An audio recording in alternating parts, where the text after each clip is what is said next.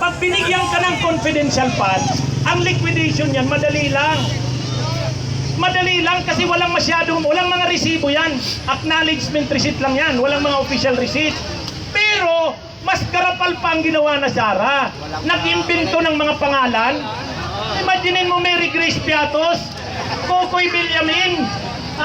Pangalan, Grabe ang ginawa. Talagang, at nang pinagpapaliwanag siya, ang tagal na umattend sa hearing, nung pina-attend niya yung mga tao niya, si Paharda, si Zulaika Lopez, biglang nag-high blood, biglang nag-alta presyon, tapos dinala sa veterans. Ay, grabe tong mga ito. Tapos, ang pinapalabas pa nila, sila ang inaapi. Imagine nyo yan, sila ang inaapi, nagpapaawa. Tapos ngayon, biglang nagmamalasakit sa bayan. Pag narinig mo si Sara tungkol sa presyo ng bilihin, sabi ni Sara, tatakbo ako sa 2028 kasi hindi ko masikmura na ang bansa ay nagbabackslide. Ibig sabihin daw, babagsak daw ang bansa. Ay siya nga ang dahilan ng pagbagsak ng bansa. Silang mga Duterte ang dahilan. Tapos sabi niya, kaya tatakbo siya sa 2028 dahil ayaw niya itong nangyayaring pabagsak ang bansa. Wala! Ang gagawin niya pag nanalo yan si Sara, mawawasak ang bansa. Correct. Wawasak. Ang imagine nyo, Vice President ka pa nga lang, ganyan ang ginawa mo. How much more kung presidente ka na? Grabe. Alam nyo, walang hiya sila Duterte. Sa dami ng pinagpapatay nung panahon niya, 25,000 to 30,000, walang due process yan. Hindi binigyan ng pagkakataon. Pinagdududahan kang kriminal, addict, involved sa drugs, walang investigasyon, patay. Walang due process. Ngayon, lahat ng due process binibigay sa kanila. Lahat ng due process binibigay sa kanila. Yang investigasyon ng Kamara, sabi ni Marcoleta, yang Kongreso, yang Kamara, hindi naman korte yan, hindi naman piskal yan. Bakit? Sino bang nagsabing piskal ang Kamara? Sino bang nagsabing korte ang Kamara? Alam nyo ganito, ang Kamara, may kapangyarihan yan mag-imbestiga. Hindi bilang piskal.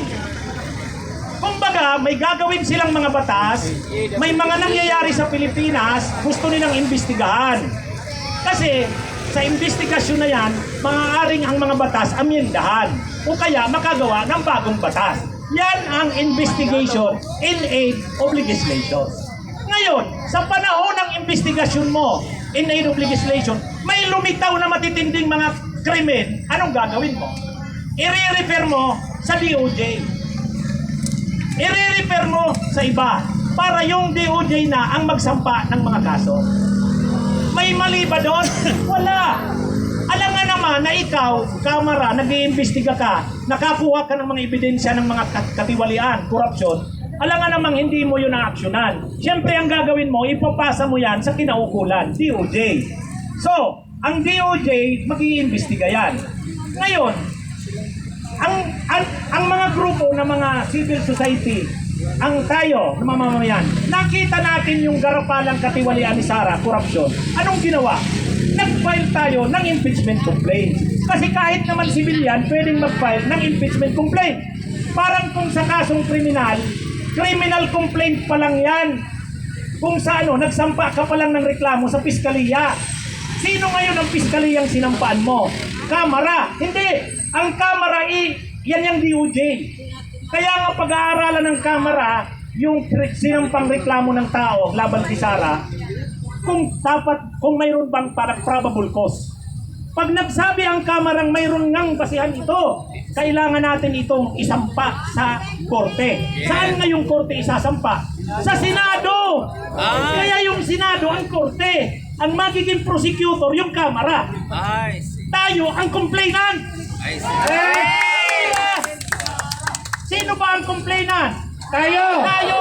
Ang nag-represent sa atin, sila Franz Castro. Diba? Yung tatlong final na impeachment complaint sa ngalan ng mamamayang Pilipino, final nila yon. Tayo ang complainant. Saan natin isinampa sa Kamara. Ang Kamara ngayon ang magtitingin kung may basihan. Pag nakita ng Kamara na may basihan, isasampa sa Korte. Sino ngayon ang Korte? Senado. So, yun ang due process. Yun ang due process. Yun ang gusto nating daanan. Anong pinagsasabi nila na inaapi si Sara? Anong pinagsasabi nila na inaapi daw dahil parang ang Kamara daw, umaaktong Kamara at Korte? Mali. Kaya nga sabi ni Enrile,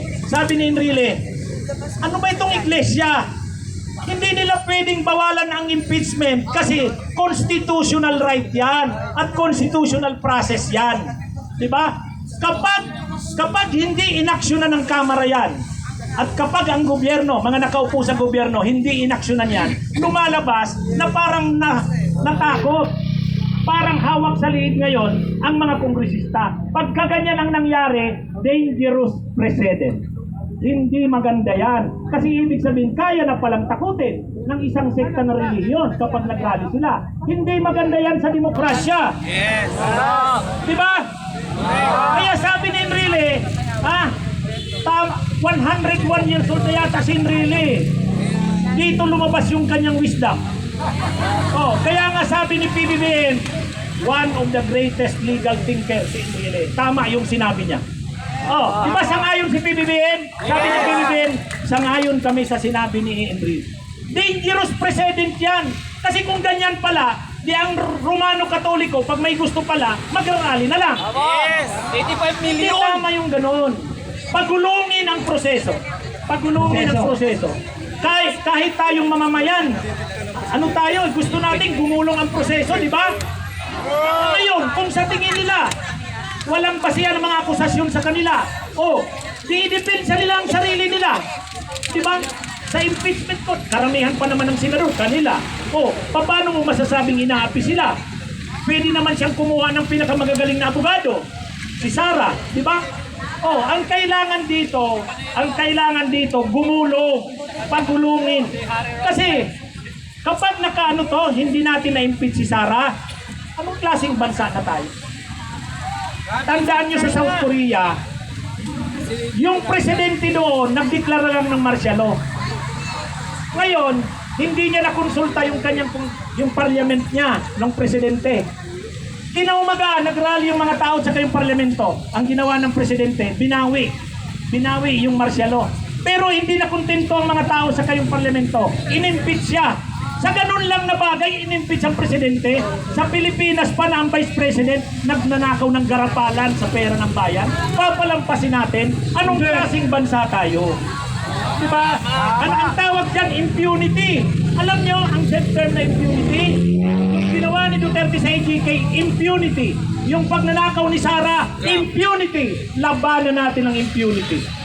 Wag na. Baguhin naman natin ang Pilipinas. Ngayon, si Sara kasi sa kang iglesia, gusto nilang ibalik yung unity, pagkakaisa daw. Pero ang gusto nilang pagkakaisa sa pagnanakaw sa bayan.